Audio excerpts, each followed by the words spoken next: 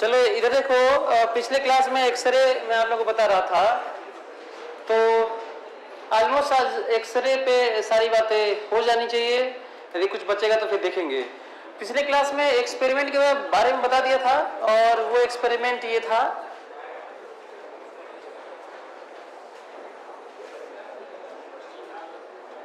यहाँ पे एक सिस्टम था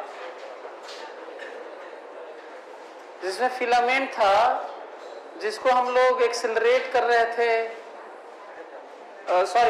इलेक्ट्रॉन इमिट कराने के लिए हीट कर रहे थे। तो यहाँ पे electron, thermionic electrons, thermal electrons emit हो रहे थे। इस पूरे सिस्टम को यदि मैं ऐसे जोड़ दूं,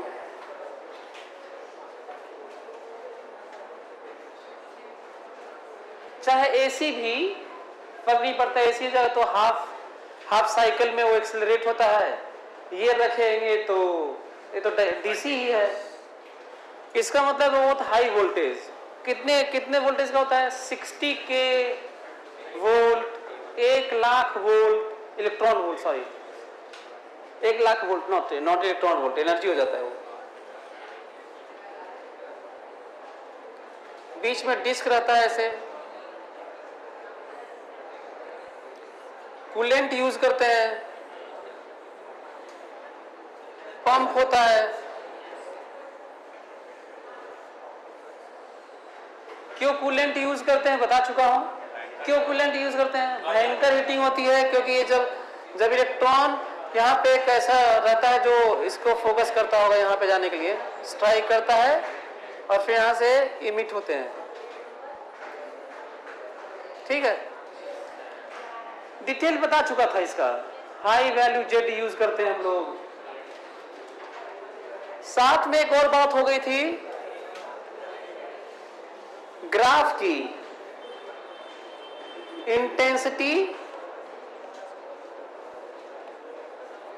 dN/dt भी कह सकते हैं पर्टिकुलर लेमडा के लिए। और ग्राफ हम लोग ये बनाया था ऐसे,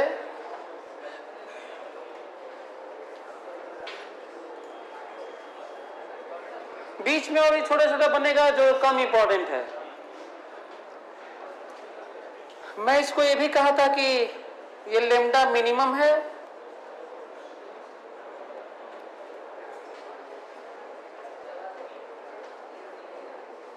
ये के अल्फा एक्सरेज वाला है, लेमडा लिख सकते हैं वैसे, लेमडा के अल्फा,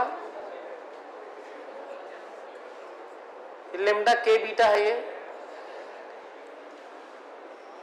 ये आज का मकसद हम लोग का होगा कि इसको समझ जाए, और वो वैल्यूज ना, जो एनर्जी, इस एटम्स की जो एनर्जी है ये क्यों निकलते हैं और उनकी वैल्यूज क्या होती है, क्यों इंडिपेंडेंट ऑफ अप्लाइड वोल्टेज होता है ना ये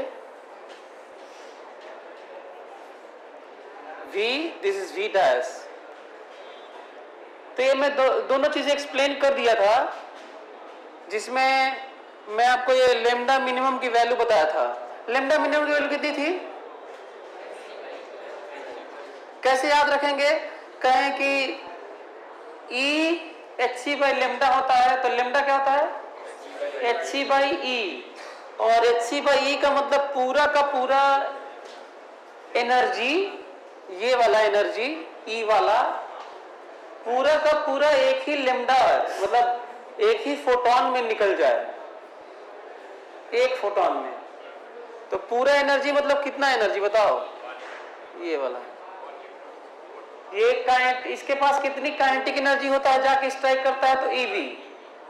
इलेक्ट्रॉन के पास कितनी काइनेटिक एनर्जी होती है? और पूरा हिट करे और एक फोटोन निकाल दे सीधा, मतलब रेडिएशन ऐसा हो, तो वही वाला है hc/eV। क्लियर? अब बहुत सारे पार्ट्स में निकाले तो छोटा मोटा हो जाएगा, फिर ये सब हो जाएंगे। ठीक है, इसमें बात हुई थी कॉन्टिन्यूअस और कैरेक्टरिस्टिक एक्सरेज की।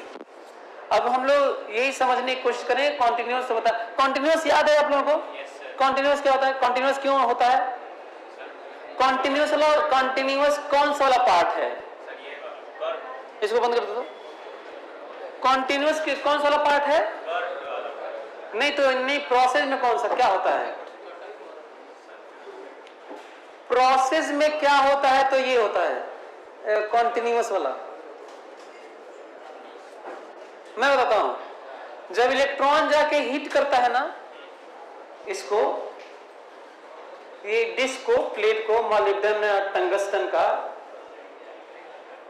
तो वो उसमें दो तरह के प्रोसेस होते हैं। जब इलेक्ट्रॉन जाके टकराता है तो दो प्रोसेस होता है, या तो सीधा एटम से टकरा जाता होगा न्यूक्लियस से, या तो इलेक्ट्रॉन नॉक आउट कर देता होगा इलेक्ट्रॉन से, क्योंकि एटम में दो चीजें होती हैं, न्यूक्लियस और इलेक्ट्रॉन।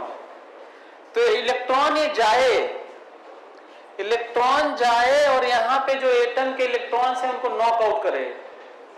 कभी के वाले से मिले तो के को भगा दे, एल वाले से मिले तो एल को भगा दे, किसी इलेक्ट्रॉन को भगा दे, और अपने तो भागेगा ही मार के भी, उसी में अंदर में भागेगा भी, फिर जाके कहीं और भिड़ेगा, फिर कहीं और भिड़ेगा। तो एक तो ये प्रोसेस हुआ कि इलेक्ट्रॉन नॉकआउट करेगा, और एक क्या करेगा, जाके एटम को धक्का मारेगा, एटम अगले एटम को मारेगा। वो तो 99% इस कारण से हीटिंग होती है। हथौड़े को आप मारेंगे ना, ऐसे हथौड़े से किसी आयरन ब्लॉक को मारेंगे तो गर्म हो जाता है, वो हीटिंग इफेक्ट है वही वाला। तो यहाँ पे दो तरह के, तो ये वाला कौन सा वाला है ये पता है? ये कुल हीटिंग वाला इफेक्ट है। एटम को मारा, इलेक्ट्रॉन लड़ा तो कुछ एनर्जी रिलीज हुआ उसमें। और ये वाला कैरेक्टरिस्टिक वाला है, ये वाला, ये जो कान की तरह, खरगोश का कान की तरह, ये बीच बीच में ये नॉक आउट वाला है। अब समझने की कोशिश करते हैं कि वो वैल्यू क्या है। ध्यान से सुनना ना, क्योंकि बोर मॉडल सिंगल इलेक्ट्रॉन के लिए वैलिड है जो इक्वेशन है, बाकी सारे एटम्स में शिल्डिंग इफेक्ट आता है जो केमिस्ट्री में पढ़ते हैं। तो मैं उसको डिफाइन कर रहा हूं, ध्यान सुनना ना। ये रहा nucleus, K shell, L shell, M shell and so on ना। इसमें के सेल में कितने इलेक्ट्रॉन? सही है। एल सेल में कितने?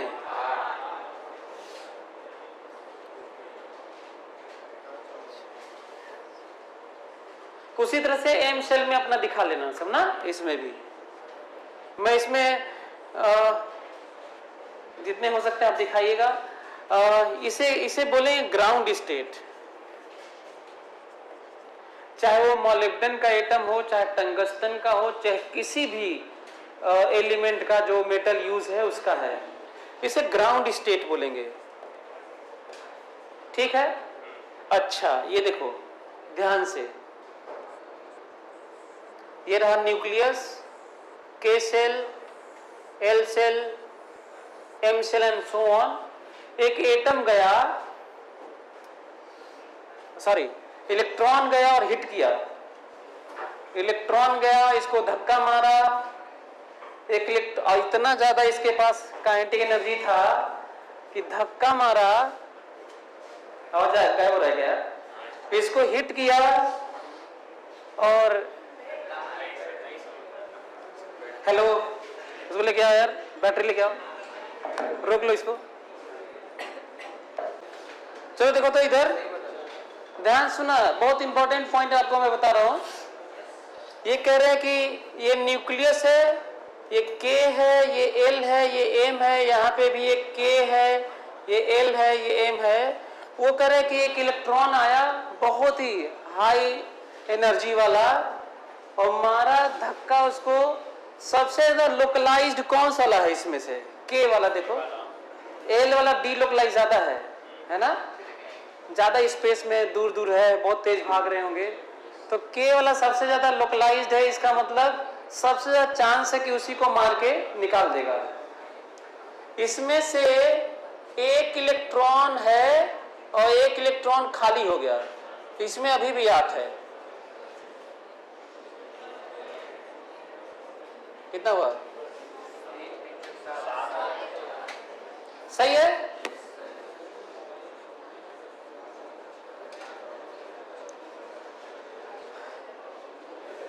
इसकी जो एनर्जी है ना, इसको ई नॉट बोलते हैं ना, ई नॉट बोलते हैं। यहां नहीं लिखते बल्कि यहां लिख देते हैं energy, ground state energy E not ना, ऐसे। इसको देखो तो ये वो एलिमेंट की एटम की एनर्जी है जिसमें 1 इलेक्ट्रॉन ऑफ के शेल इज नॉक्ड आउट। ई के को डिफाइन करो, ध्यान सुन लो। ई के को डिफाइन कर रहा हूं, एनर्जी ऑफ एटम है, ये भी नोटिस करना ना, energy of atom, energy of electron नहीं लिख रहा हूं, जबकि बोर मॉडल में इलेक्ट्रॉन की बात होती है। बहुत इंपॉर्टेंट पॉइंट है ये। ई के क्या है, एनर्जी ऑफ एटम है व्हेन 1 इलेक्ट्रॉन ऑफ के शेल इज नॉक्ड आउट।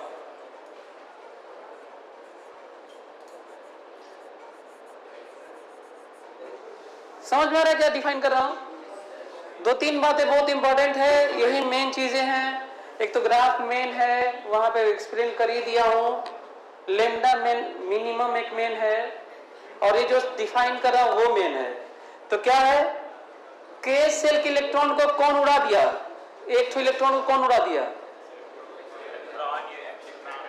ये गया। अच्छा, इतना एनर्जी इसके पास था कि मारा धक्का, वो भी उसको के शेल को एक इलेक्ट्रॉन उड़ाया, आपने तो भागा ही, बहुत एनर्जी था ना, वो रहेगा थोड़ी ही। ऐसा थोड़ी कि ऐसे आएगा ये यहाँ पे रह जाएगा, ये आएगा ऐसे मारेगा ऐसे चला जाएगा। इमेजिन कर पा रहे हैं, जो के शेल होगा इतना हाई एनर्जी है, ऐसे मारेगा दोनों को, उसको तो लेके जाएगा ही, अपने अपने तो जा ही रहा है, बहुत एनर्जी है उसके पास। के शेल का इलेक्ट्रॉन उड़ गया। अब डिफाइन कैसे करते हैं, वो कहते हैं कि जब के शेल में एक इलेक्ट्रॉन नहीं रहेगा, नॉकड आउट हो गया, बाहर चला गया, तो पूरे एटम की जो एनर्जी है, सारा एटम का total energy, mass energy, potential energy, जितना भी सब कुछ होता है, सब एनर्जी मिलाकर ई के है। ठीक है। अच्छा, ई के क्यों, इलेक्ट्रॉन की क्यों नहीं बात कर रहे हैं हम लोग, बोर मॉडल की तरह क्यों नहीं कर रहे हैं? क्योंकि बोर मॉडल अप्लीकेबल नहीं है, मल्टी इलेक्ट्रॉनिक सिस्टम है। इसमें कौन सा तुम बातचीत करने लगोगे, इतना शील्डिंग इफेक्ट है कि इलेक्ट्रॉन की एनर्जी की बात ही नहीं हो सकती यार। एक बार के शेल की बात भी कर लोगे तो एल और एम की तो नहीं कर पाओगे।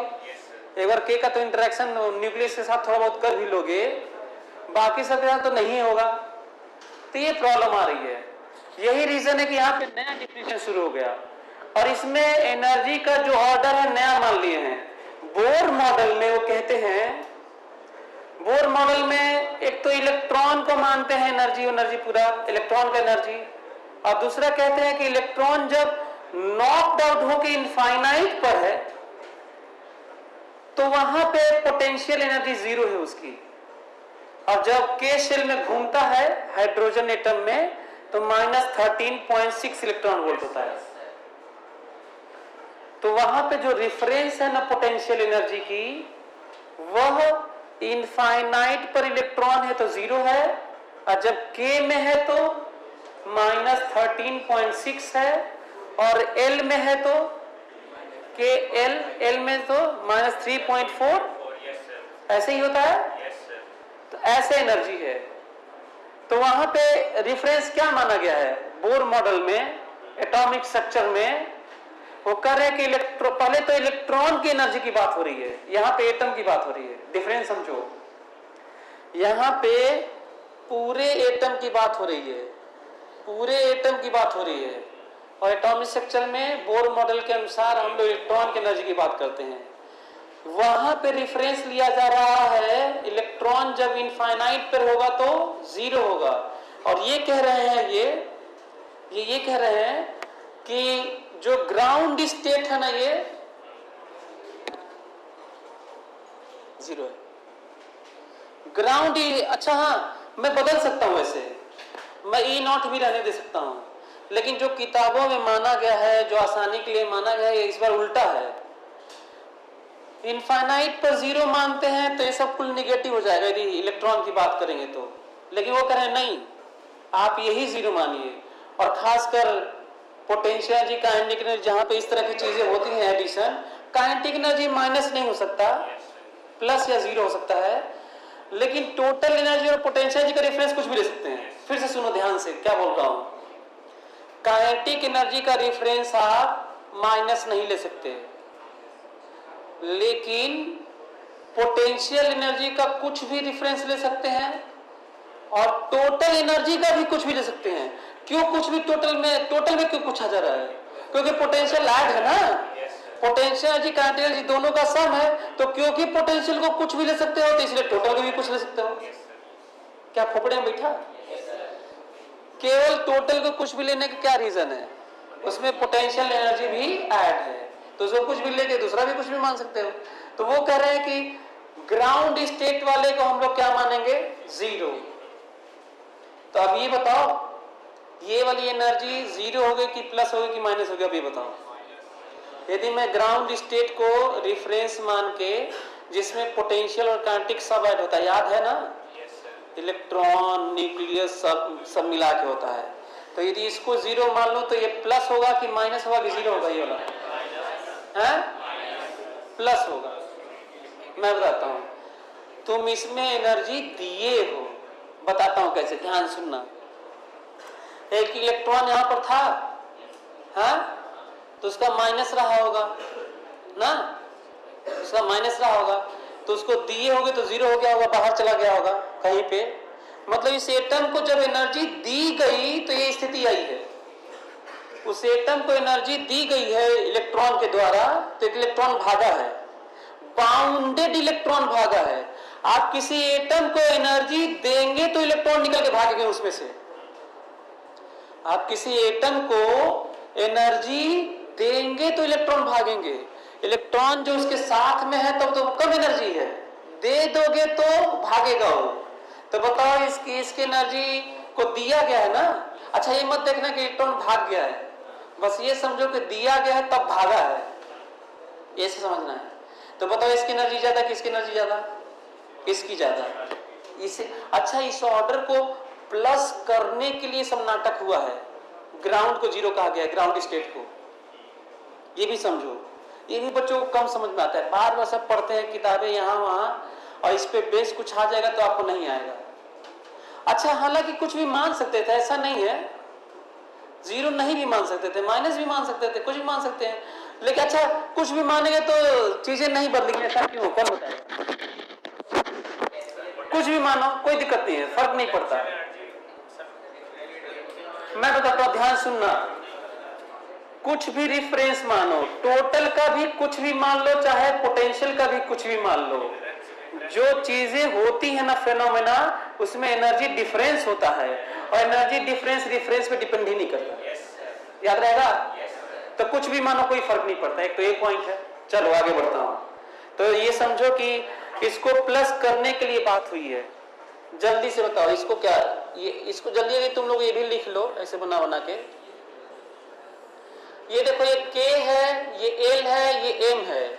अच्छा K में दोनों इलेक्ट्रॉन रहे, पर इसमें एक गायब हो जाए,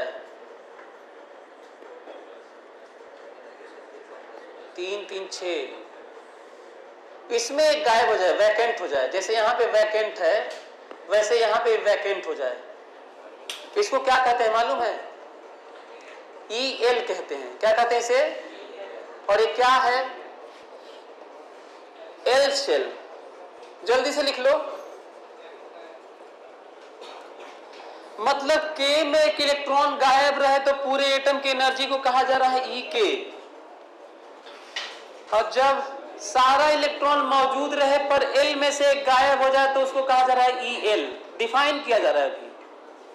और जब सारा इलेक्ट्रॉन रहे सिवाय एक M से गायब हो जाए तो क्या कहा जाएगा? EM।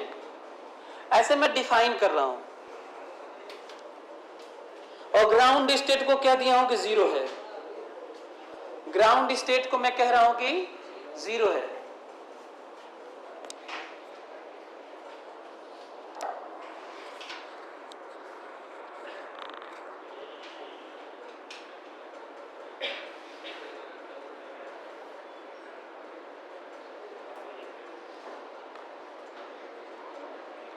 और इसी तरीके से हम लोग क्या डिफाइन कर सकते हैं, ई एम और E N and so on, ऐसे डिफाइन कर सकते हैं। तो मतलब तो समझ में आ गया कि क्या मतलब है इसका। ई एम मतलब क्या, के में कितने इलेक्ट्रॉन, ई एम मतलब के में कितने इलेक्ट्रॉन, 2, एल में और के एल एम में 8, 12 स्क्वायर होता है ना, तो एम में 17 ना, और एक को गायब भी तो करना है। अच्छा, ई एल मतलब के में कितना, ई एल मतलब ई एल यदि एटम की एनर्जी है, टोटल एनर्जी है एटम की, सारा इलेक्ट्रॉन की kinetic energy, potential energy, nucleus की सब मिला कर बता रहा हूं।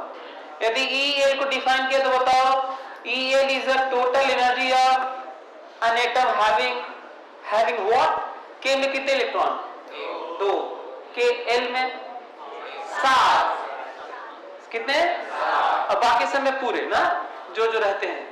क्लियर हो रहा है तुम लोगों को। इतना जानने के बाद समझने की कोशिश करना, जब ये अब प्रोसेस समझो ना, ये डिफाइन करने के बाद समझो क्या हो रहा है, क्योंकि हमें ये डिफाइन करना ना ये क्या है ये।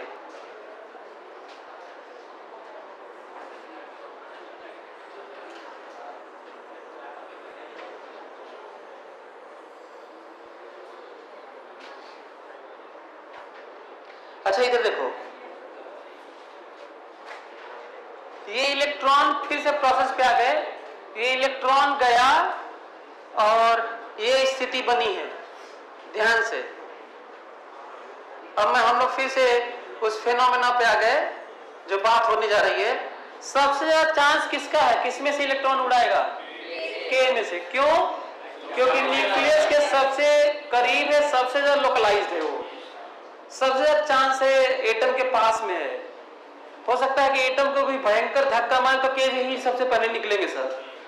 यदि एटम के न्यूक्लियस को भी धक्का मारे, वो बहुत एक्साइटेड स्टेट में चला जाए न्यूक्लियस, तो भी सबसे पहले के ही भागेगा, सबसे करीब है।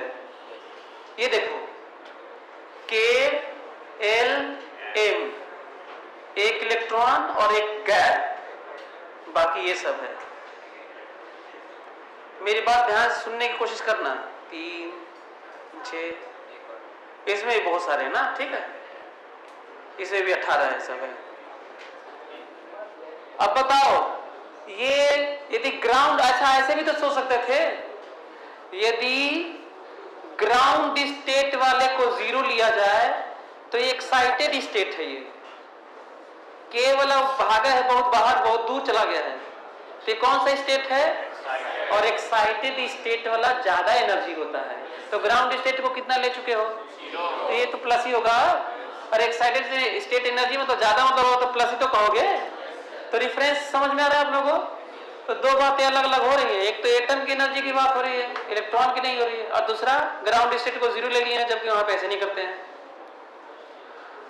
अब अनस्टेबल है ये, स्टेबिलिटी के लिए क्या करना होगा, एल का जो इलेक्ट्रॉन है ना, ये जंप करेगा, तो ये भी दावेदारी पेश कर सकता है ना। देखो ध्यान से, ये कहेगा कि हम कूदेंगे इसमें, और क्या रिलीज करेंगे,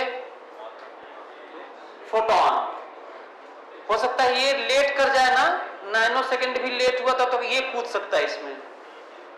तो जब एल वाला कूदता है ना इसमें, एल वाला कूदता है इसमें, तो एनर्जी रिलीज करता है अपनी, क्योंकि कम एनर्जी में जा रहा है ना ये, ठीक है।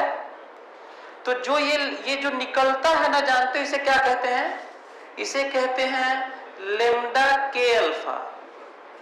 क्या कहते हैं, लेम्डा के अल्फा। और जब ये इसमें कूदता है तो क्या कहते हैं, यदि ये रिलीज करे तो क्या बोलते हैं इसको, लेम्डा के बीटा कहते हैं। यदि इसमें से ये कूदे यहां पर तो ये भी रिलीज करेगा, तो क्या कहोगे, कैसे कैसे यूज करें, ध्यान सुनना। लेम्डा के लेम्डा के लेम्डा के लेम्डा के या के अल्फा एक्सरेज, के इसलिए क्योंकि के में आना है, के इसलिए क्योंकि और जस्ट बगल वाले से आना है तो अल्फा, एक और बगल से आना है तो, और ज्यादा बगल से आना है तो, लेकिन सीधा किस में आना है? के में। नॉमेनक्लेचर इसका पता चल गया आप लोगों को है? अब जरा बताओ, चलो एक और पॉइंट बताओ, कौन सी एनर्जी ज्यादा है? जल्दी से बताओ। अच्छा, एटम की एनर्जी हो रही है बात। अभी के वाला खाली है, केवल एक ठो के वाला खाली है, तब एटम की एनर्जी ज्यादा है कि जब एल वाला इसमें कूद जाएगा और एनर्जी रिलीज हो जाएगी, तब जो सेटअप बनेगा वो ज्यादा एनर्जी का है। जब ये वाला के में नहीं रहेगा, नॉक आउट रहेगा, और एल में रहेगा इलेक्ट्रॉन, तो एनर्जी कम है कि ज्यादा है? और किसकी बात हो रही है? एनर्जी एटम की। जब ये कूद गया इसमें तो एनर्जी रिलीज किया, तो इसी सिस्टम से ना निकला है, तो एनर्जी कम हुई होगी कि ज्यादा हुई होगी? और जानते हो जब इसमें था तो इसी का नाम याद है, क्या रखे थे? ईके। क्या नाम था? और जब ये इसमें कूद जाएगा, तो के वाला भर जाएगा और एल वाला एक तो खाली हो जाएगा, तो तब क्या नाम होगा उसका? E L. तो बताओ, ई के ज्यादा कि ई एल ज्यादा? क्लियर? लेमडा के अल्फा का वैल्यू निकालने जा रहा हूं। ई के अल्फा कह लो, ई के अल्फा ये वाला।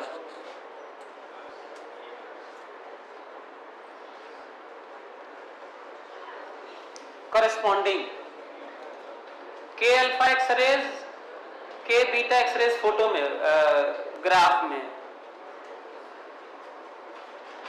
ई के अल्फा माइनस ई, अच्छा इसके एक ई के अल्फा के लिए हम लोग ऐसे कर लेते हैं, बल्कि मैं कह रहा हूं कि अच्छा E K alpha is equal to H by lambda. ठीक लिखा हो देखो तो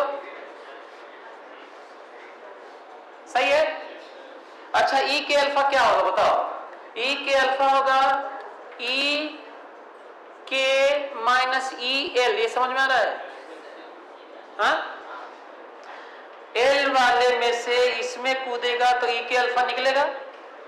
हाँ, तो जब अभी एटम का स्टेट की एनर्जी है ई के, और जब कूद गया हो तो एटम का स्टेट बना होगा ई एल, जो नाम रखा था मैं।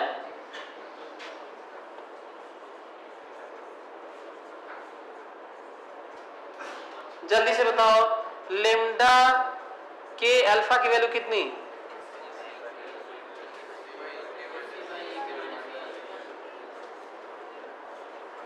सही है, जल्दी से लिख लो, यही पढ़ना था हम लोगों को। एनर्जी जो ई के लेमडा ई के अल्फा है, लेमडा के अल्फा है, उसकी वैल्यू यही होती है।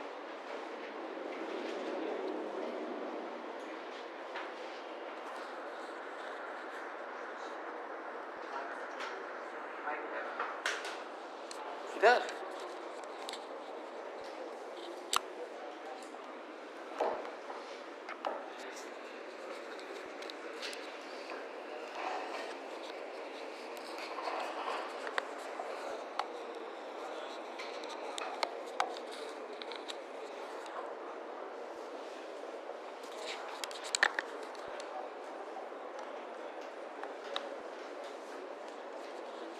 इसको बंद कर लेते हैं।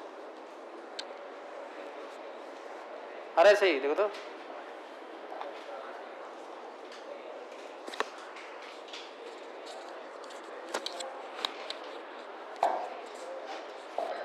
देखो अब सही आ रहा है, देखो तो सही है। ठीक है, तो देखो तो लिख लिया आप लोग ये? हाँ, ये वही वाला लेमडा है ये। और इसे मैं बताना चाहता हूं कि क्योंकि एक एटम की बात हो रही है, इसीलिए ये इस पे डिपेंड नहीं करता और इस पे डिपेंड नहीं करता। ये समझना है। ये एटम की कैरेक्टरिस्टिक है, मॉलिब्डेन है कि टंगस्टन है कि कौन सा एलिमेंट या एटम मेटल यूज किए हो, उसका कैरेक्टरिस्टिक है। ये जो डिफरेंस है इसका इससे मतलब नहीं है कि ये तुम क्या यूज किए हो, क्योंकि ये जो निकला है ना एक्सरे,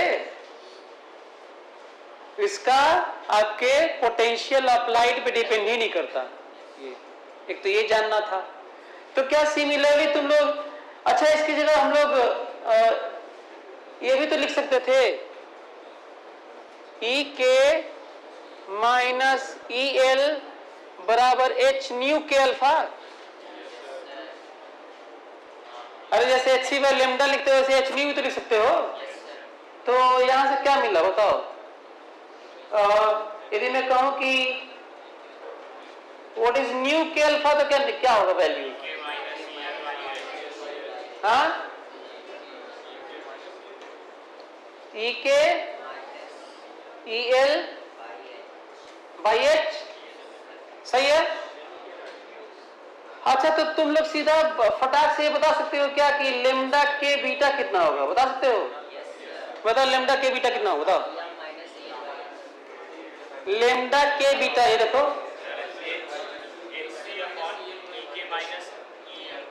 लेमडा के बीटा का मतलब H C by delta E ना।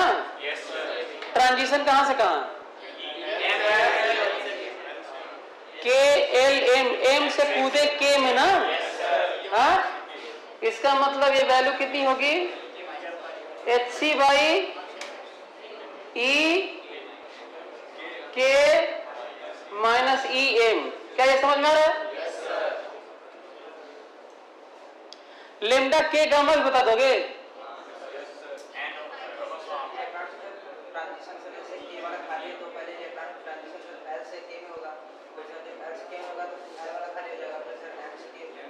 मतलब अभी होने वाला है कंप्लीट स्टेबिलिटी। स्टेबिलिटी होता रहेगा, लास्ट में फिर कोई इलेक्ट्रॉन आके भरेगा तभी होगा। हाँ, कहीं और से आएगा फिर। तो इसमें थोड़े थोड़े इस टाइप की चीजें होती हैं। उठाया तो था मैसेज से, लेकिन सबसे ज्यादा संख्या इसकी होती है इसकी। हाँ सही है, जो तुम बोल रहे हो सही है, वो तो होता ही है, लेकिन संख्या बहुत कम होती है बाकी सबकी। तो ये देखो तो ये आप लोगों को समझ में आया ये? अच्छा, ई के वाला ही ज्यादा क्यों होते हैं? रीजन समझ में आ रहा है? क्योंकि अच्छा सबसे ज्यादा अल्फा क्यों होता है? सबसे के वाला क्यों होता है? क्योंकि के वाला नॉकड आउट होता है। और के अल्फा वाला सबसे ज्यादा क्यों होता है? क्योंकि एल वाला ही सबसे पहले दावेदारी पेश करता है कि हम स्टेबिलिटी लाएंगे इसके लिए, तो बगल में कूद जाता है। लेकिन इससे थोड़ा सा कम किसका होता है? एम वाला भी कूदता है, लेकिन इन सब का भी खाली होगा तो बगल वाले भी कूदते रहेंगे उनको भरने के लिए। अरे ये कूद जाएगा तो यहाँ खाली हो जाएगा, तो ये कूदेगा तो फिर इसमें से ये जंप करेगा, ऐसे ना। तो बाकी सब में दावेदारी की प्रोबेबिलिटी इतनी ज्यादा होने लगेगी कि उनकी संख्या क्या हो जाती है? कम हो जाती है, बहुत कम रहती है, बहुत कम रहती है इधर ना। अच्छा, इन सब में यदि मैं कहूं कि ये इसके बारे में क्या ख्याल है जो यहाँ पे उठा होगा ऐसे, तो आप लोग बता सकते हैं ये क्या क्या संभावनाएं बता सकता है ये जो उठा है? ये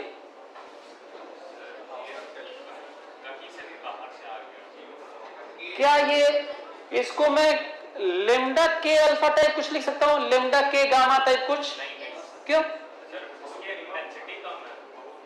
लेमडा के गामा लिख सकते हो?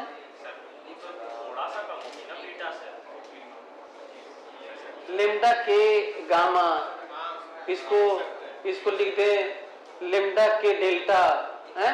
देखो मैं बताता हूँ, ध्यान सुनो। और ये इसके बारे में क्या ख्याल है कि ऐसा कहा जाए कि ये सब ध्यान सुनना ना, सुनो ध्यान से। मैं ये कह रहा हूं कि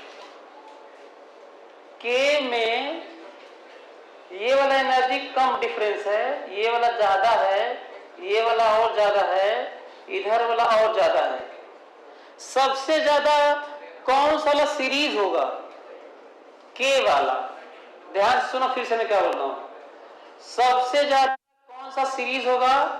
के वाला सीरीज, और दूसरा क्या होगा, क्या ध्यान देना है, सबसे ज्यादा एनर्जी भी के वाला होगा, सबसे ज्यादा एनर्जी भी के वाला होगा, और सबसे ज्यादा फ्रीक्वेंसी भी के वाला होगा, और सबसे कम लेमडा भी के वाला होगा।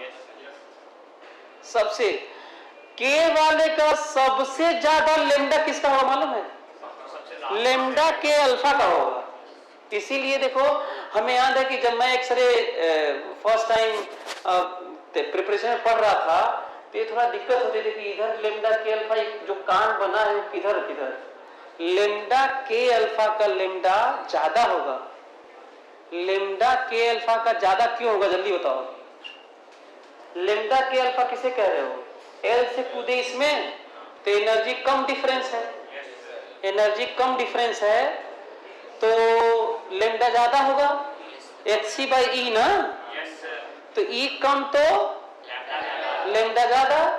देखो लेमडा ज्यादा है, देखो ये वाला, देखो लेमडा, तो के वाले सीरीज के लिए लेमडा के अल्फा, लेमडा के बीटा, लेमडा के गामा, लेमडा के डेल्टा, पूरी सीरीज के लिए सबसे ज्यादा लेमडा किसका होगा? के अल्फा का। के वाली सीरीज के लिए सबसे ज्यादा किसका होगा? इसका मतलब इसके इधर तो अब के वाला तो नहीं होगा। क्लियर हुआ? तो ये देखो लेमडा के अल्फा है, ये लेमडा के बीटा है, ये के गामा हो सकता है, ये के डेल्टा हो सकता है, ये सब के इधर ही रहेगा, इधर तो हो ही नहीं सकता के, क्योंकि लेमडा के अल्फा से ज्यादा किसी वाले के का नहीं होगा। खोपड़े में बैठा? इसका मतलब जरूर इसके बारे में क्या ख्याल है आप लोगों का? ये सब ये जरूर एल वाला सीरीज चलेगा, ये भी समझो।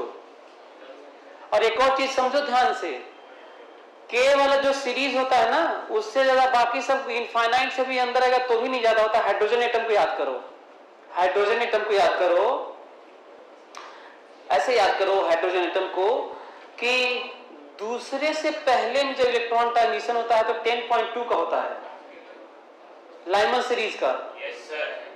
दूसरे से पहले में होता है तो 10.2 इलेक्ट्रॉन वोल्ट का डिफरेंस आता है, और ये वाला डिफरेंस, अच्छा इनफाइनाइट से 1 में होता है तो 13.6 का। एटॉमिक स्ट्रक्चर में इनफाइनाइट से इलेक्ट्रॉन किस में आए? 1 में, तो कितना एनर्जी रिलीज करता है? 13.6 ना, और 2 में से 1 में आता है तो 10.2। ठीक है, अब जरा ध्यान सुनना, जो सबसे कम एनर्जी, लाइमन की जो सबसे कम एनर्जी वाला होता है ना, वो 10.2 होता है, और सबसे ज्यादा 13.6। अब बीच में कितनी संभावनाएं होती हैं? इनफाइनाइट। तो जो सबसे कम एनर्जी वाला फोटोन रिलीज होता है हाइड्रोजन एटम में ट्रांजिशन में 10.2 का, वो बामर सीरीज का हाईएस्ट से भी ज्यादा होता है। बामर सीरीज में लाइमन बामर सीरीज में जानते हो कितना होता है? हाईएस्ट 3.4 का होता है। इनफाइनाइट से सेकेंड में आता है तो 3.4 होता है ना? बामन में सेकेंड में आता है तो 3.4 होता है, ये केमिस्ट्री में भी आ चुका होगा। एनीवे, सो ये जो बात दिख रही ना, इधर से सब के इधर ही होगा, ये भी ध्यान रखो।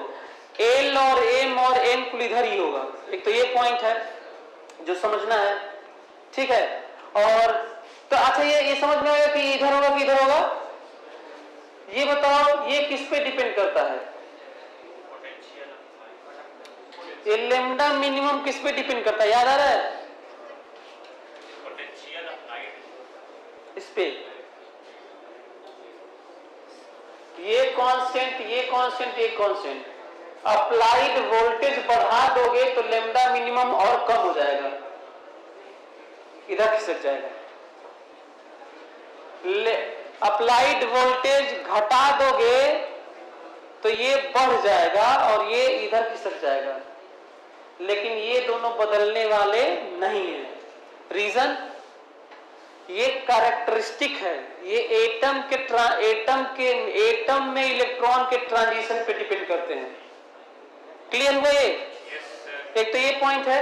दूसरा दूसरा ये देखो, आईटी में क्वेश्चन आ चुका है कि यदि इनके बीच की दूरी d हो, ध्यान से सुनना, कह रहे कि लेमडा के बीटा और लेमडा मिनिमम के बीच की दूरी कितने हैं ग्राफ में, d है ना, d है जो डिस्टेंस है, d मीटर। वो कह रहे हैं कि इसको हम बढ़ाएंगे, v को हम बढ़ाएंगे, तो d बढ़ जाएगा कि घट जाएगा कि वही रहेगा, कि कुछ कह नहीं सकते हैं, वही रहेगा।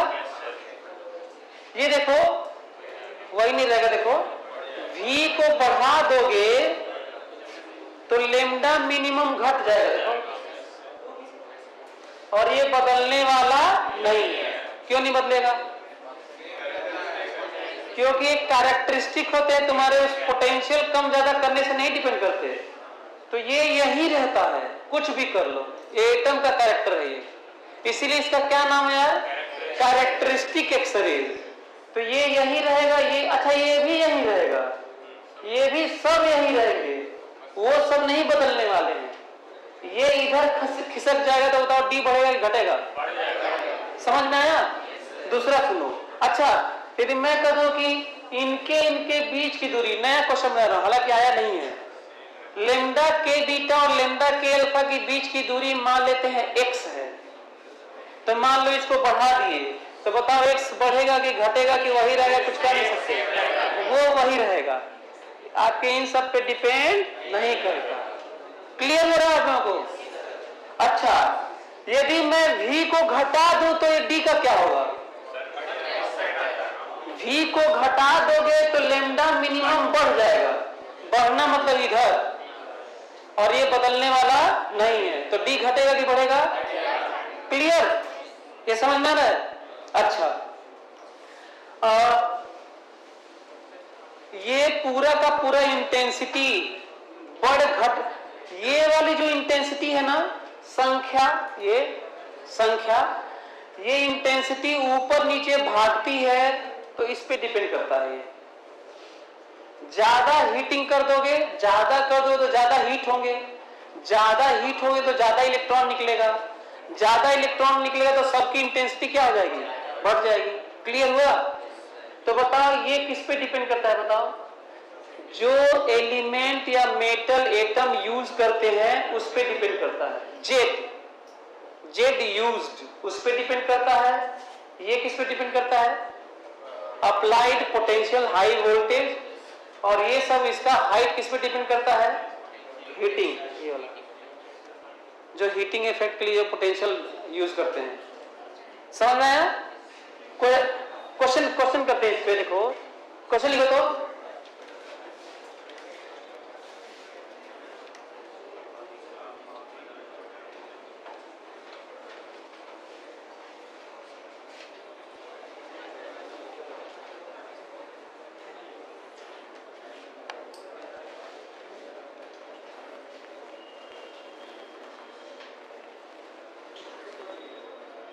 for given graph of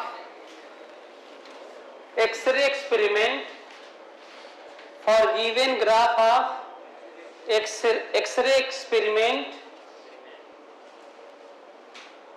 in two cases A and B,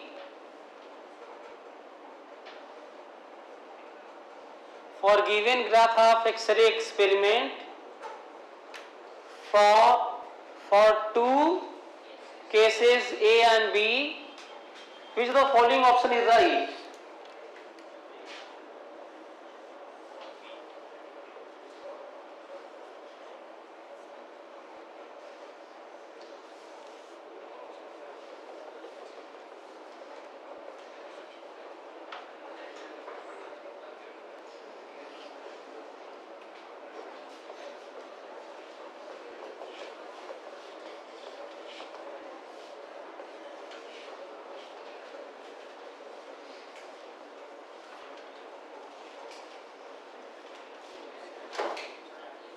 ये A है, डार्क लाइन A है, डैश्ड लाइन B है ना। क्वेश्चन पहला है ए। अच्छा, जो सिंबल्स होते हैं वो सेम यूज करें ना, ऐसे लिखा रहेगा। जो अप्लाइड वोल्टेज है वो कैपिटल वी, जो हीटर है, जो हीटिंग वोल्टेज वाला है वो वी डैश है, वी डैश है ना। V A greater than V B less than equal to can not say ना। दूसरा है ए है V dash A greater than V dash B less than equal to can not say. और तीसरा question है Z A, option इसके Z A greater than Z B less than equal to can not से।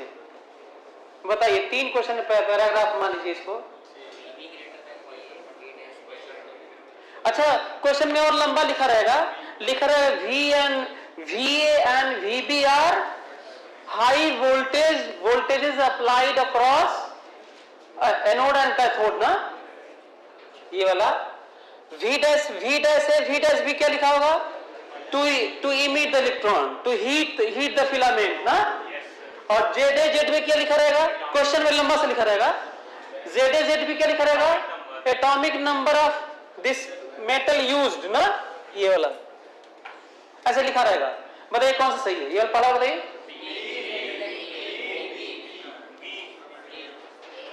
आपको पता है ना कि कौन बताएगा? ये कौन बताता है? ये बताता है ना। बताओ, बी का लेमडा मिनिमम कम है? बी का लेमडा मिनिमम कम है, तो लेमडा मिनिमम कम है तो वी ज्यादा होगा, तो ये सही है। कौन सा? क्या ये समझ में आया आप लोगों को? अच्छा, ये लो बताइए। हाँ, ये जो इंटेंसिटी बहुत ज्यादा दिखा दी गई है, ज्यादा हो गया है, उसमें जिसमें इलेक्ट्रॉन्स बहुत ज्यादा जाके स्ट्राइक कर रहे होंगे, तो बताओ कौन सा?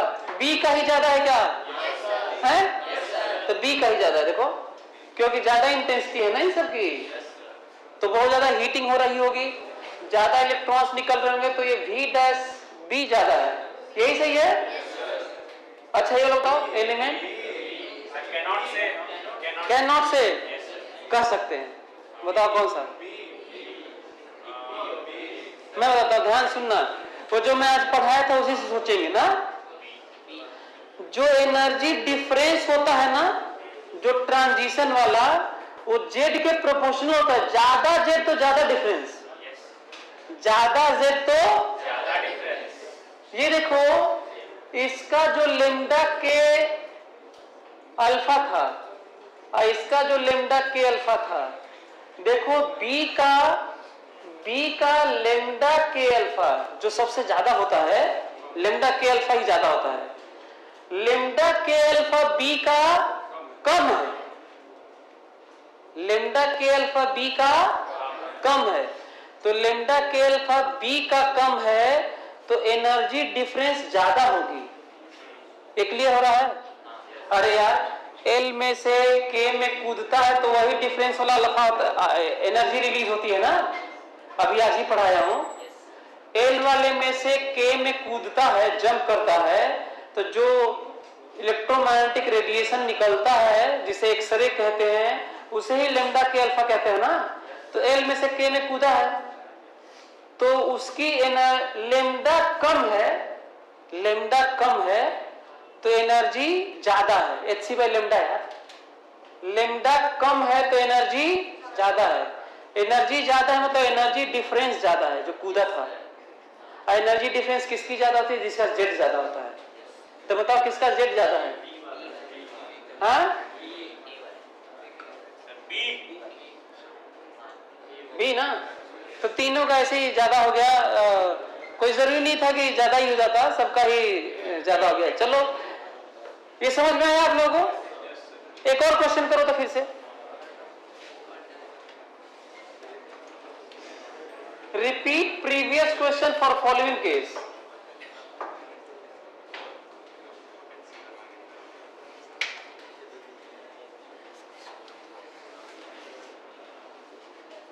Intensity lambda.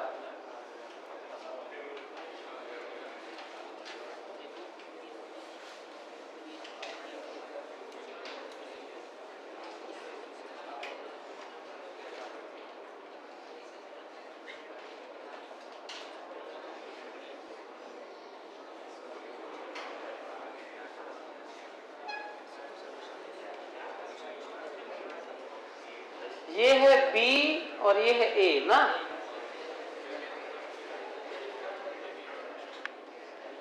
और क्वेश्चन वही है, जल्दी से बताइए।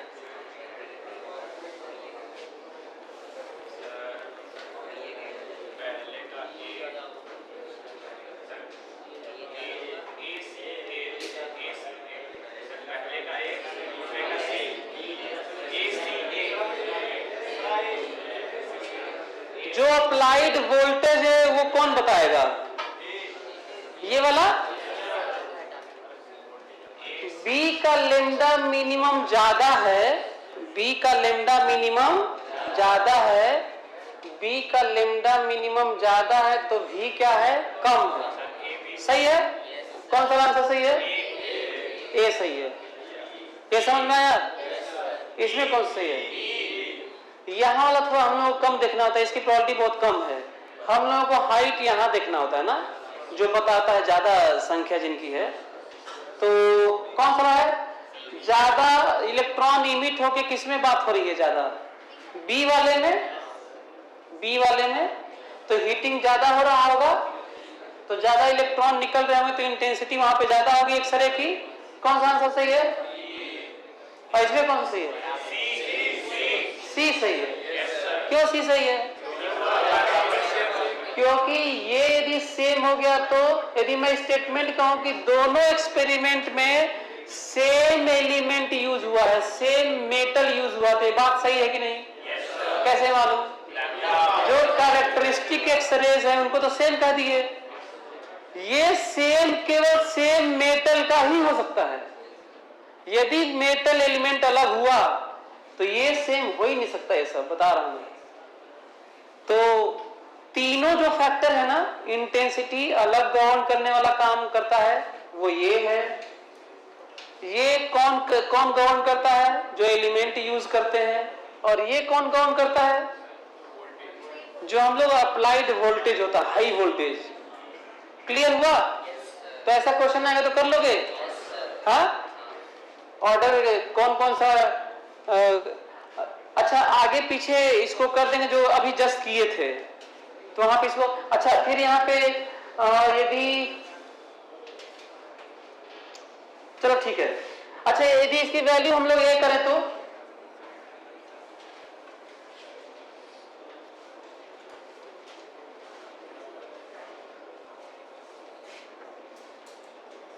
रिलेशन देखते हैं ना। ये देखो, nu K alpha,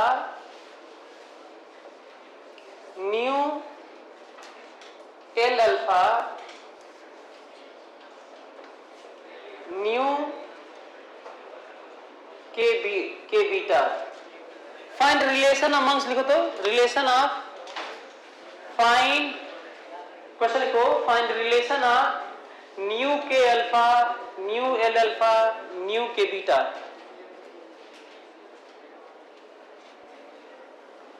find relation of nu K alpha, nu L alpha, nu K beta.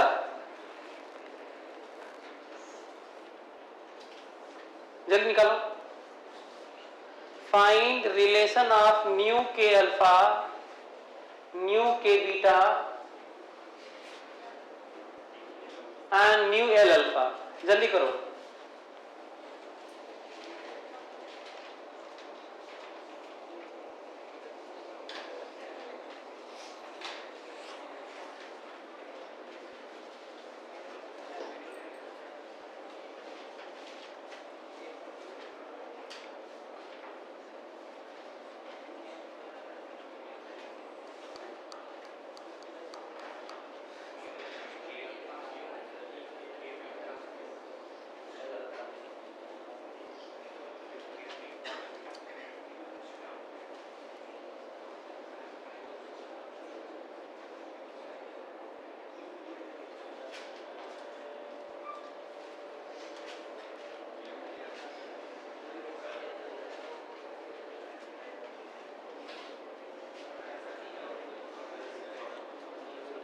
आ गया? हाँ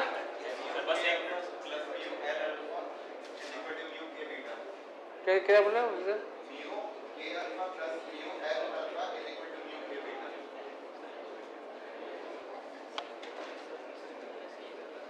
देखते हैं, पता नहीं हम बोले था कि म्यू के alpha plus mu L alpha और म्यू के बीटा ना, यही बोल रहे थे। चलो देखो तो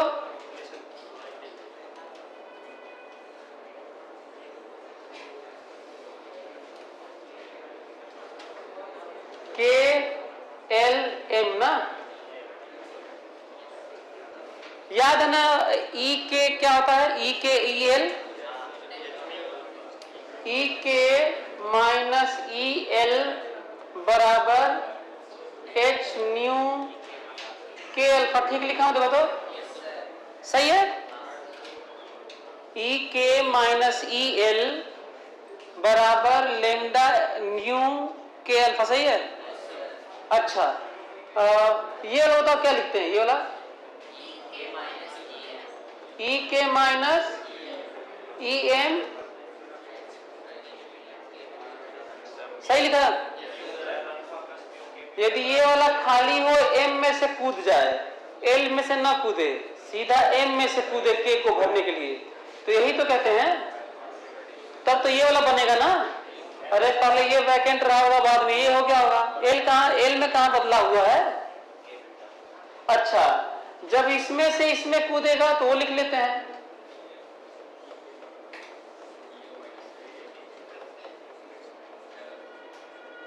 ये समझ में आ रहा है आप लोगों को? हाँ, सबको जोड़ दे क्या?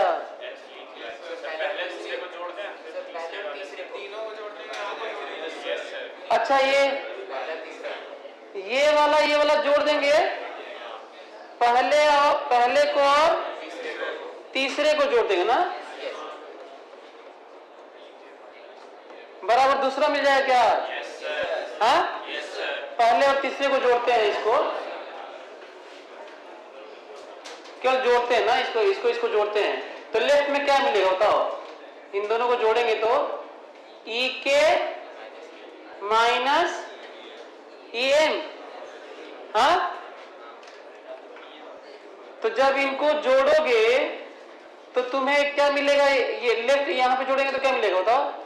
H new K alpha plus L alpha ना। ये समझ में आया? जब इसको जोड़ेंगे तो ये कैंसिल हो जाएगा, देखो सही है। अच्छा, इसको क्या लिखेंगे? ये वाला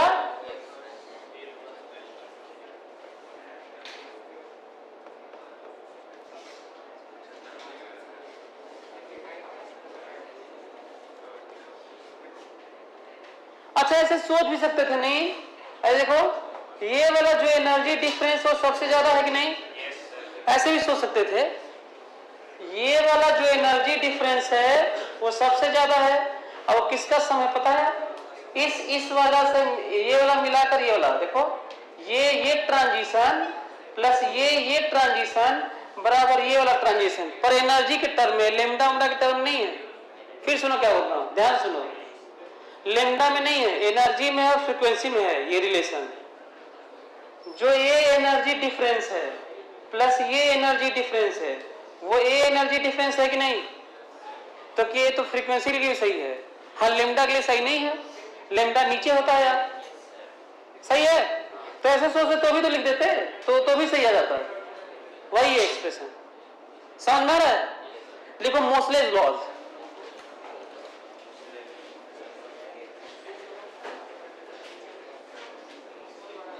अच्छा, मोसलेस लॉज से पहले मोसलेस लॉज को काट दो, पहले दो चीजें और समझ लेते हैं। एक तो कैरेक्टरिस्टिक्स ऑफ एक्सरेज और दूसरा सॉफ्ट और हार्ड एक्सरे किसे कहते हैं ना। तो लिखो characteristics of x rays. Characteristics of x rays लिखो तो।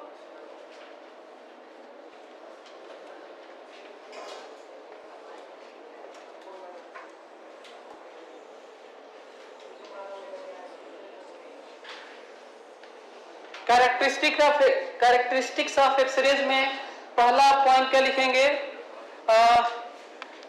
इलेक्ट्रोमैग्नेटिक वेव है ना, since this is electromagnetic wave लिखो, since X-ray is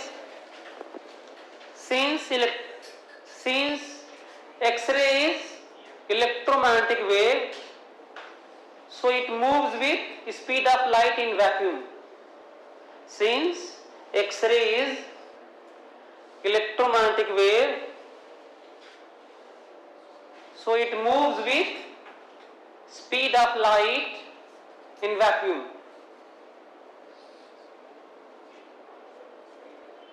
So it moves with speed of light in vacuum. दूसरा, एक्सरे को यदि गैस से पास कराएंगे तो इसके पास इतनी एनर्जी होती है कि इलेक्ट्रॉन को भागा ही देगा, इलेक्ट्रॉन को आयनाइज कर देगा ये. So when it passes through gas chamber या gas, when it passes through gas,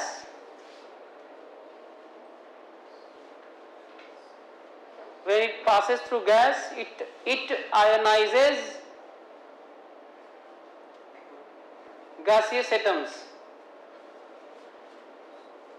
When it passes through gas, it ionizes gaseous atoms. क्यों आयनाइज करेगा? समझ में आ गया? बहुत ज्यादा एनर्जी होता है. यदि वो एटम से मिलेगा तो इलेक्ट्रॉन को तो भगा ही देगा, तो आयनाइज हो जाएगा. रीजन है इसके पास. ये क्रिस्टलिन जो लैटिस होता है, सॉलिड्स होते हैं, उसमें डिफ्रैक्शन शो करता है. इट शोज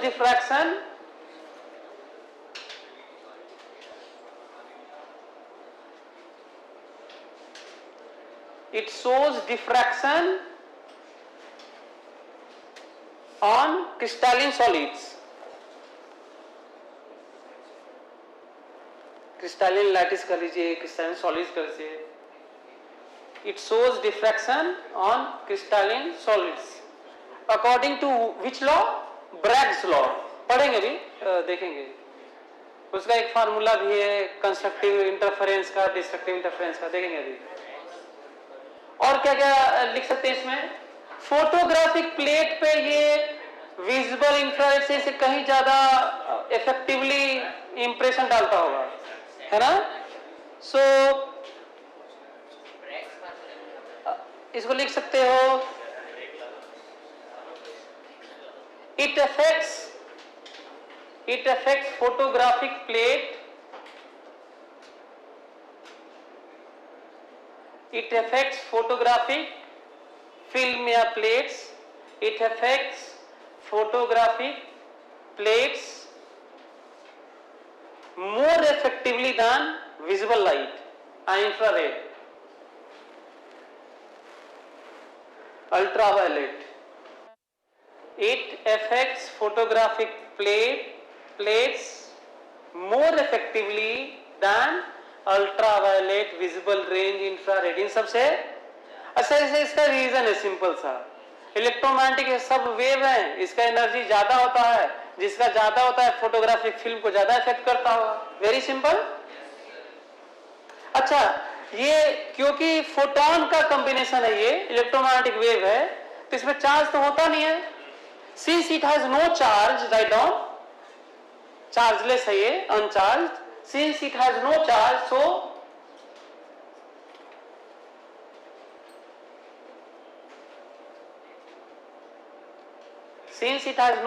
so not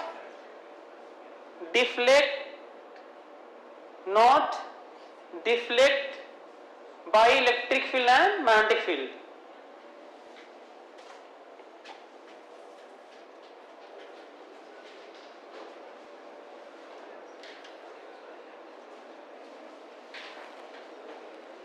और एक्सरे के बारे में क्या बता सकते हैं?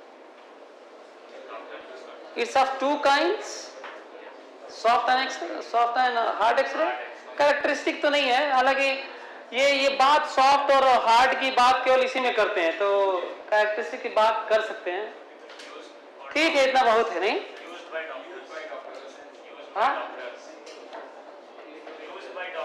Use by doctors. अच्छा, अच्छा, हाँ, तो इसमें ऐसे कर सकते ना कि it penetrates most of the solids metals ना, it penetrates, right down, most of the solids like human muscles and bones, iron, wood, it penetrates most of the metals. अच्छा, आईटी में एक क्वेश्चन आया था, देखो ऐसे आईटी में एक क्वेश्चन ऐसे आया था कि एक कंडक्टिंग बॉल है, अनचार्ज्ड है ये, और ये इलेक्ट्रिक फील्ड में रखा हुआ है ना, ऐसे हैंगिंग है।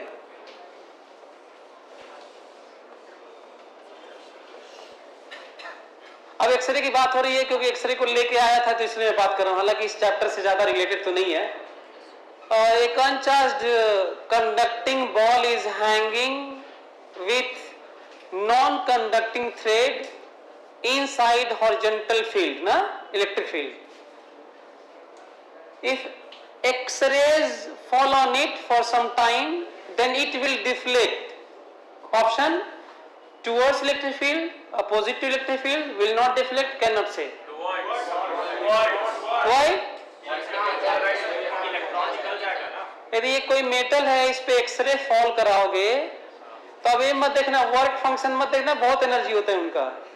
फोटो इलेक्ट्रिक वाला सोचो, अभी मत कहना कि सर वर्क फंक्शन ज्यादा हो गया तो वाला नहीं चलेगा, ठीक है। यहाँ पर सीधी एक्सरे यदि फॉल करा है ना इस पे, एक्सरेज यदि एक्सरे फॉल कराओगे तो क्या होगा, इलेक्ट्रॉन बाहर चले जाएंगे, हाँ, आयनाइज कर देगा एटम्स को, गैस ही को नहीं करता, मेटल को भी कर देगा ये। फोटो इलेक्ट्रिक इफेक्ट वाला याद करो। तो यदि आप रेडिएशन इस पे एक्सरे ऑर्डर का इस पे फॉल कराएंगे, इंसिडेंट कराएंगे, तो इलेक्ट्रॉन को क्या कर देगा, बाहर। तो कैसा चार्ज हो जाएगा बताओ, इलेक्ट्रॉन बाहर पहले अनचार्ज था, इलेक्ट्रॉन बाहर तो पॉजिटिवली चार्ज हो जाएगा, तो किधर की तरफ डिफ्लेक्ट होगा ये, सो लिख लो, इसका आंसर है it deflects towards electric field, in the direction of electric field, it deflects towards direction of electric field.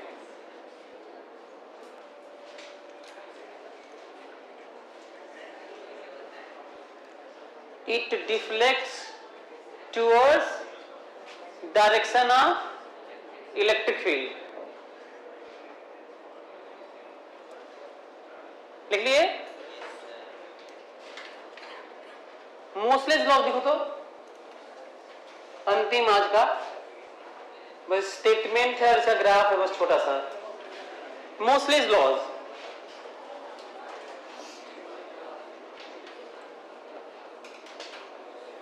Henry mostly नाम। अच्छा, ये जितने भी साइंटिस्ट डिस्कवरी किए हैं ना, उनमें सबसे कम एज 28 साल की उम्र में इस दुनिया से चले गए ये, और 2 साल पहले, जाने के 2 साल पहले इन्होंने ऐसी डिस्कवरी की जिसे पीरियोडिक टेबल में एलिमेंट्स जो एटॉमिक मास के नाम पे अरेंज थे वो एटॉमिक नंबर में अरेंज हुए, और इन्हीं के अरेंजमेंट से कई नए एलिमेंट्स डिस्कवर हुए इस क्लू से।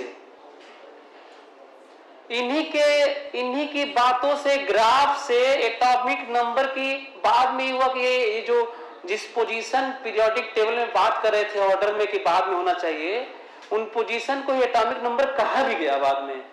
तो ये इनकी जो डिस्कवरी थी क्रिस्टलिन सॉलिड्स पे डिफ्रैक्शन का, वो इसमें फ्रीक्वेंसी मेजर किए थे। So root square under root of frequency of X-ray, right down it, statement इसका लिख लो, इनका लिख लो।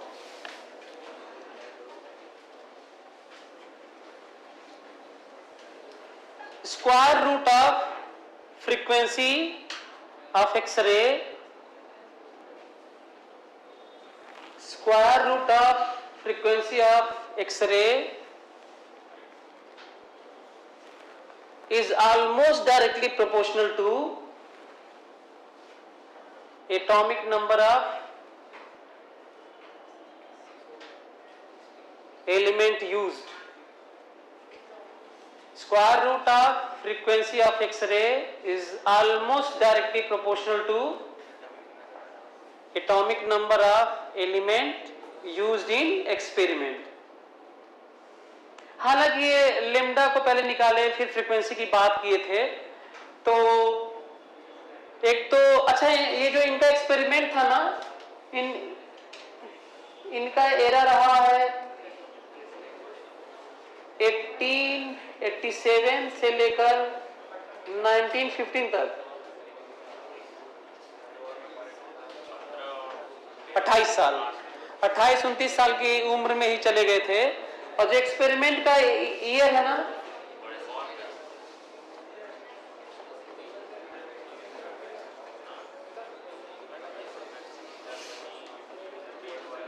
नाइनटीन 1913 में 1913 वही ईयर है जिसमें बोर मॉडल आया था। बोर मॉडल जिस समय एटम के बारे में हाइड्रोजन स्पेक्ट्रम को लेके एंगुलर मोमेंटम को डिस्क्रीट बताया गया था, स्पेक्ट्रम को देख के उन्होंने सोचा था, जो बोर ने सोचा था। उसी साल में मोसलेज के एक्सपेरिमेंट हुए थे एक्सरे के, और वो कहे थे कि under root nu is directly proportional to almost Z. बाद में देखा गया कि ये ऐसे होता है, जेड माइनस बी होता है ऐसे। और जब इसको ग्राफ प्लॉट किए वो, तो ऐसे देखते हैं वो, this is under root Z, sorry under root new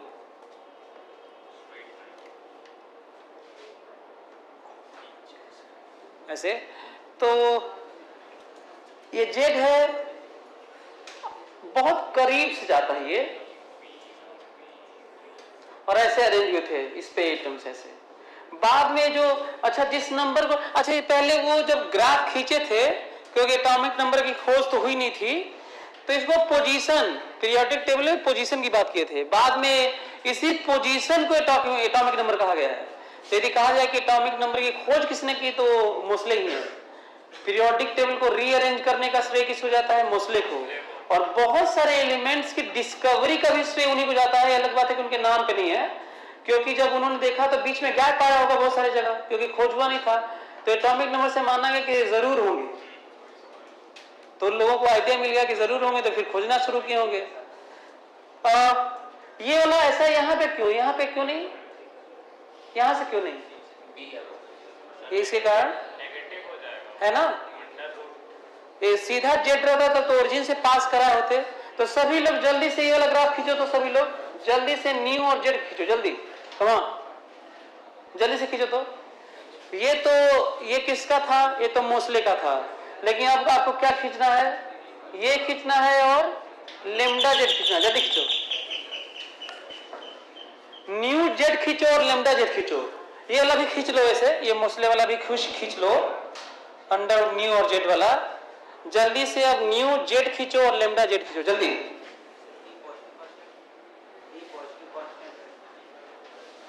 हाँ, पॉजिटिव कांस्टेंट ही होता है। ए और बी पॉजिटिव कांस्टेंट है। अभी हम लोग निकालेंगे, आज टाइम रहेगा तो निकालेंगे, तो नेक्स्ट क्लास में हम लोग निकालेंगे। फिलहाल जल्दी से दो ग्राफ खींचो, ये वाला न्यू जेड खींचा आप लोग।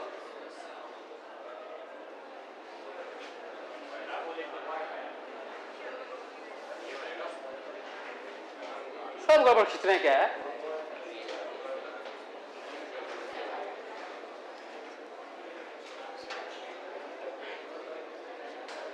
चलो मैं खींच रहा हूं, देखो तो खींच लिया आप लोग। ये देखो न्यू है, जेड है, तो इसको स्क्वायर कर लेते हैं ना।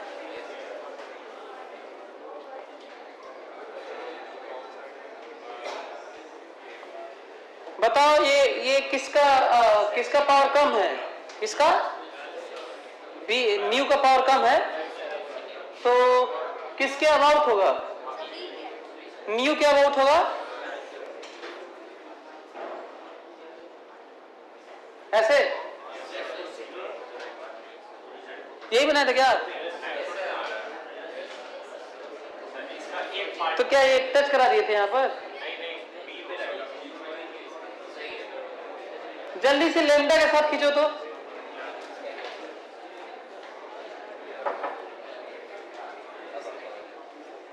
जल्दी से लेमडा के साथ जेड खींचो।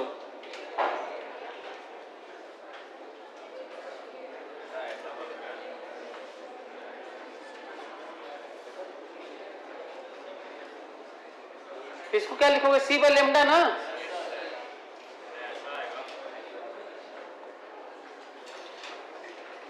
ये होगा?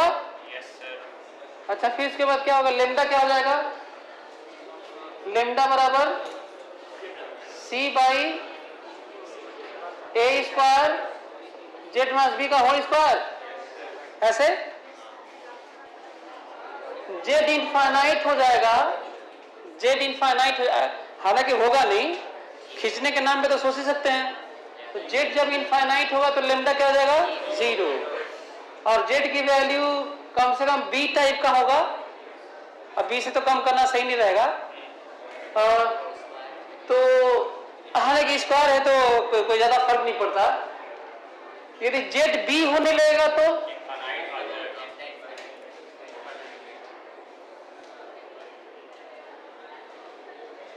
कुछ वैल्यू ही होगी ऐसे। सही है, इसी का कुछ हिस्सा हो जाएगा।